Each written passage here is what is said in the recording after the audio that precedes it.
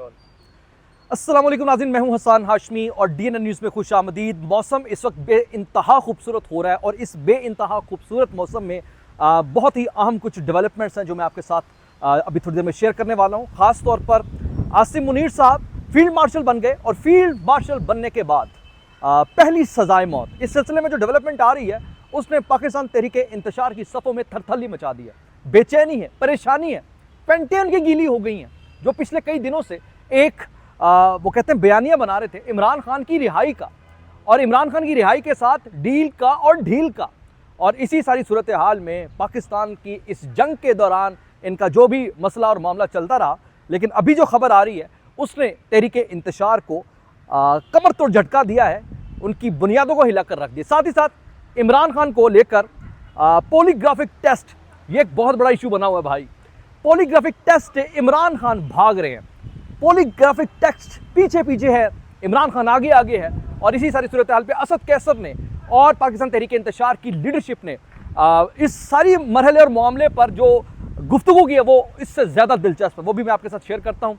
इसके अलावा नाज़रीन एक बहुत बड़ी डेवलपमेंट ख़ास तौर पर DGISPR को लेकर, DGISPR ने जिस अंदाज में आज एक तूफ़ान बर्पा किया है, उसने ख़ास तौर पर भारत नहीं, इसराइल नहीं, पूरी के पूरे दुनिया में बैठे जहां जहां जैसे जैसे हालत में पाकिस्तान के दुश्मन है उनको हिला कर रख दिया है, दहला कर रख दिया। वन बाय वन तमाम चीज़ें मैं आपके साथ शेयर करता हूं, उसके बाद आपको अंदाज़ा हो जाएगा ये जो एक बयानी की जंग में, डिसइंफॉर्मेशन की जंग में झूठ को सच बनाकर पेश करने की जो एक रविश है, अब वो अपनी मौत मर चुकी है, अब उसकी कोई हैसियत नहीं रह गई।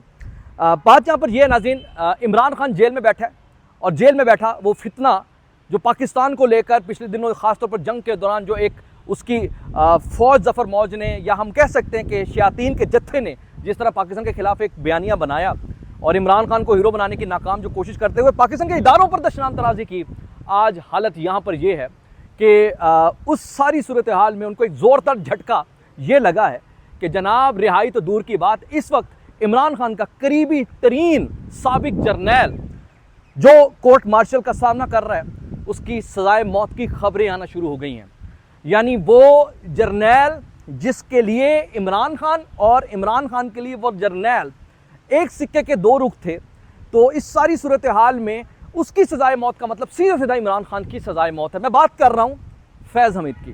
नाज़रीन, फैज़ हमीद एक ऐसा करैक्टर जो साबिक DGISI, लेकिन इमरान खान के लिए जिस लेवल पर जाकर वो खेला और जिस लेवल पर जाकर वो गया और जिस तरीके से जाकर एक माफिया के तौर पर एक ये सारा इन्होंने सिलसिला चलाया, उसमें आपने देखा साना 9 मई से ऑनवर्ड जितने भी मामलात हैं उसमें फैज़ हमीद साहब की गिरफ्तारी ने तहरीक इंतशार को सबसे बड़ा झटका दिया। और आज जब ये खबर आ रही है, फैसल वावडा साहब ने लाइव टेलीविजन शो में इस बात का इंकशाफ किया कि बस थोड़ा सा सब्र और उसके बाद आपको फैज़ हमीद की सजाए मौत या उम्र कैद की खबर आने वाली है।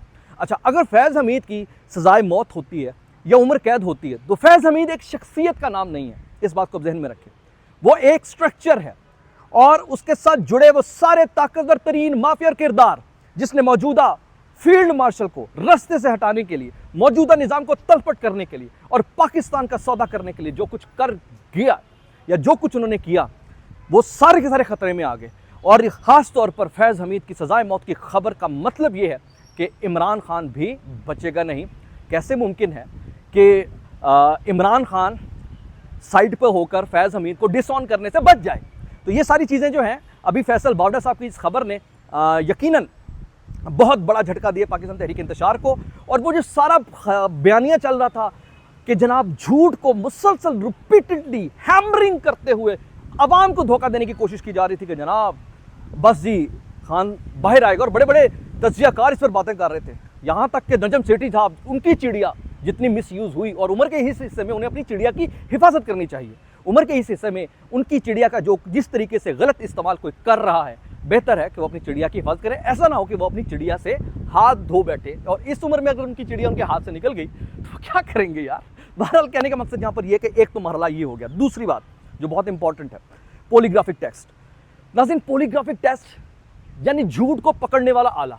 इमरान खान भाग रहे हैं और भागते भागते वो पता नहीं कहाँ छुपने की कोशिश कर रहे हैं, लेकिन पॉलीग्राफिक टेस्ट मुसलसल पीछे पीछे पीछे पीछे पीछे पीछे चलते चलते इमरान खान को पकड़ने के दर पे और पकड़ के छोड़ेगा। पॉलीग्राफिक ना टेस्ट होकर भी और पॉलीग्राफिक टेस्ट देने से इनकार करने ने इमरान खान को कहीं का नहीं छोड़ा। क्यों? आज दुनिया ये सवाल कर रही है कि भाई अगर इमरान खान सच्चा है, जो कि वो नहीं है, जिसका वो खुद इजहार कर रहा है अपने अमल से, पॉलीग्राफिक टेस्ट ना देकर, तो इसका मतलब क्या हुआ कि इमरान खान तीसरी मर्तबा मुसलसल पॉलीग्राफिक टेस्ट ना देने का कहकर या इसकी हैट्रिक करके उसने थप्पा मार दिया है कि जनाब वो झूठा था, वो झूठा है और वो झूठा रहेगा। और इसी सारी सूरत हाल में असद कैसर और जो दूसरे तहरीके इंतशार के लोग हैं वो कह रहे हैं जनाब ये इमरान खान की तौहीन है। अरे भाई इसमें इमरान खान की क्या तौहीन है? अगर इमरान खान सच्चा तो दे ना, पॉलीग्राफिक टेस्ट दे, क्यों नहीं देता? लेकिन अब पॉलीग्राफिक टेस्ट क्यों वो नहीं दे रहा? क्योंकि उस पर सवाल होंगे, उससे पूछा जाएगा, उसकी दिल की धड़कनों से, उसके अंदर के तलातुम से अंदाज़ा हो जाएगा कि वो जो छुपाना चाह रहा था वो मशीन पकड़ेगी, और मशीन फिर झूठ जब नहीं बोलेगी तो फिर वो मज़ीद और धंस जाएगा। तो मकसद यहाँ पर यह है कि इस सारी सूरत हाल में पाकिस्तान तहरीक इंतशार एक जो सबसे खौफनाक जोम में थी कि जनाब वो अनटचेबल है, खान आ जाएगा बाहर, हम दोबारा इक़्तिदार में आ जाएंगे, हम ये कर देंगे, हम वो कर देंगे, तो तुम लोगों की तो औकात ये है। अब DJSPR ने जो कहर ढाया है, जिसने हिलाकर बल्कि दहलाकर रख दिया इस पूरे सिस्टम को, जिसमें हमारे दुश्मन गलत फहमियों में थे, और उनकी वो सारी गलत फहमियों को DJSPR ने कैसे दूर किया? उन्होंने कहा फितनउल हिंदुस्तान। ये जो लफ्ज़ है ना फितनउल हिंदुस्तान, ये बहुत बड़ा लफ्ज़ है, ये महज दो लफ्ज़ों का मजमुआ नहीं, इसके अंदर एक पूरी कहानी और पूरा फसाना और पूरा एक निज़ाम है।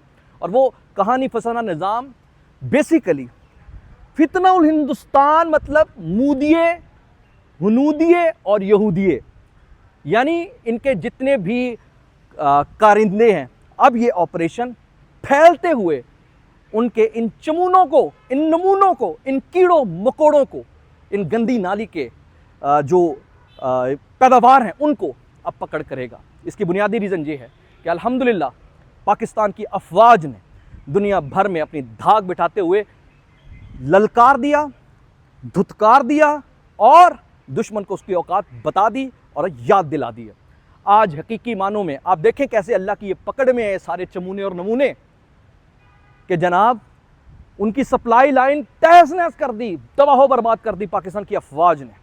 और आप ये देखिए कि आज अल्हम्दुलिल्लाह रब्बिल आलमीन इस सप्लाई लाइन के बगैर भी वो अकड़ रहे हैं।